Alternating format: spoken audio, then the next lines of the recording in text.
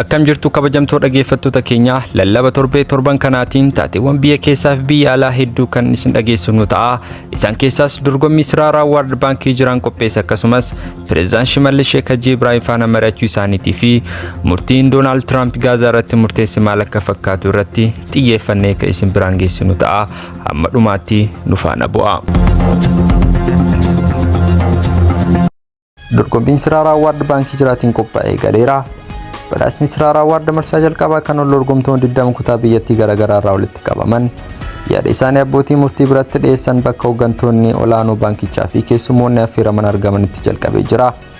Sirna jalqabsiisa sagantichaa irratti haasaa kan taasisan pireezidaantii baankii jiraa obbo Daawit Qannoo akka jedhanitti badhaasni Siraaraa abbootii kalaqa hojii adda addaa fi rakkoo hiikuu danda'an qaban humneessuun oomishtummaa guddisuu kan kaayyeffatu ta'uu isaa eeranii dorgommiin kun itti fufiinsa kan qabuu fi baankichi hojiilee hawaasummaa humneessuu irratti hojjechaa jiru ciminaan kan itti fufu ta'uu isaa ibsaniiru. Marsaa jalqabaa badhaasa Siraaraa irratti dorgomtoonni 20 kan hirmaatan yommuu ta'u, calallii marsaa jalqabaa dabruudhaan gara marsaa itti aanutti dorgomtoonni dabran 10 kan itti adda bahanidha. Sagantaan guutuun badhaasa Siraaraa yeroo dhiyootti miidiyaalee Minbar TV fi Hamilton TV irratti kan tamsa'u ta'a. Miidiyaa Productions faana bu'uun kan isiniif dhiyeessu ta'a. Lallaba amantaa bakkeen malleetti gaggeeffamu to'achuuf qajeelfamni qophaa'aa jiraachuun ibsame.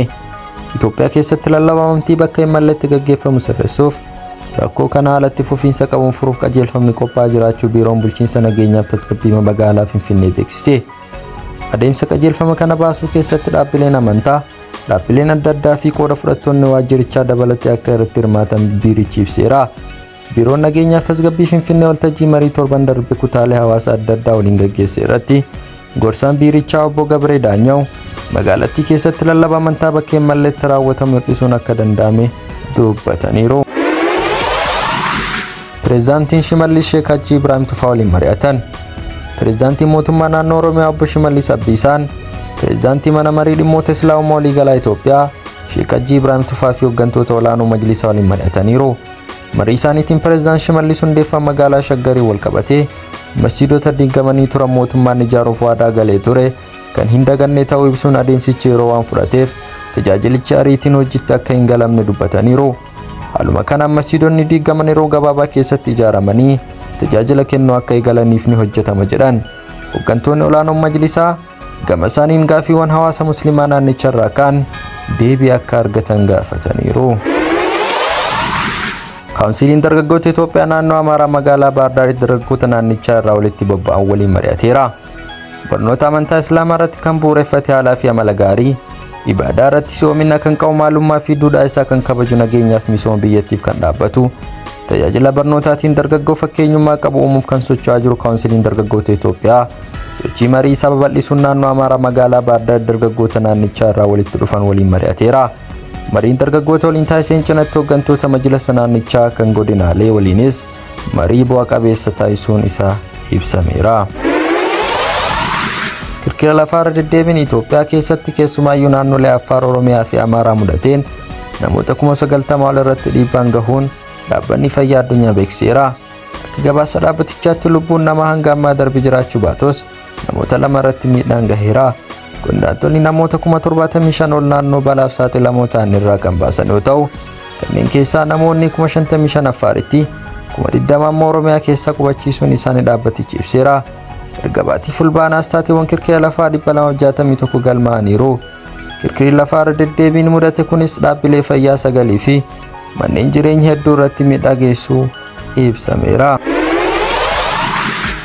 Gujitti siigaa lafa hedduu albuudni itti baafamutti mudatee lubbuun namoota 8 darbe.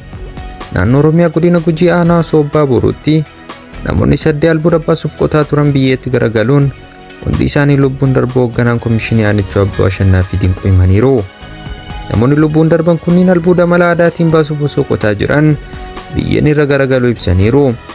Jiraataan iddoo balaan mudate kana jiraatu himu tokko yeroo lafti jigu namoonni achi jiran hedduu waan turaniif namoonni 2 miidhaman akka jiranii fi kanneen miidhaman biroo jiraachuu malu.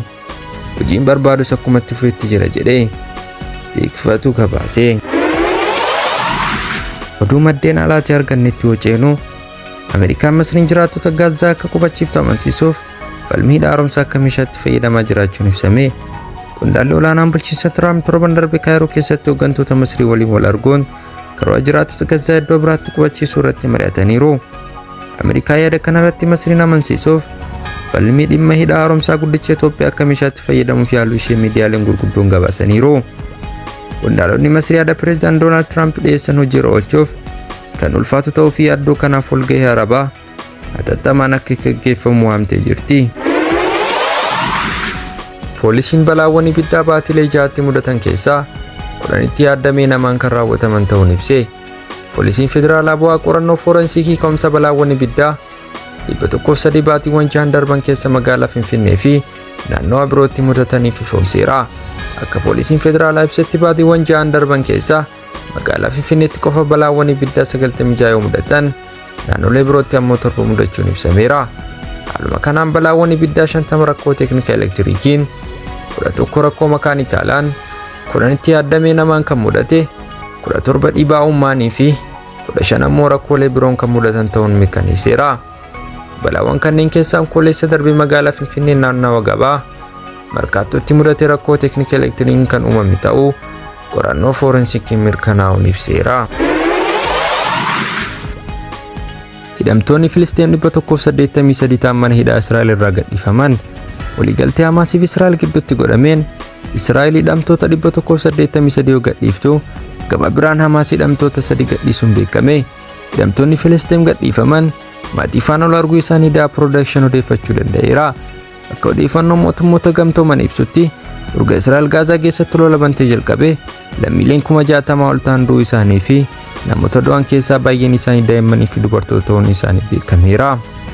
Egaa kabajamtoota dhaggeeffattoota keenyaa torban kanaaf lallaba torbee qabannee dhufne kana fakkaata. Amma dhumaatti nu faana turuu keessaniif galatoomaa. Amma torban dhufu wal arginutti. Wassalaamu alaikum warahmatullahi wabarakatuh.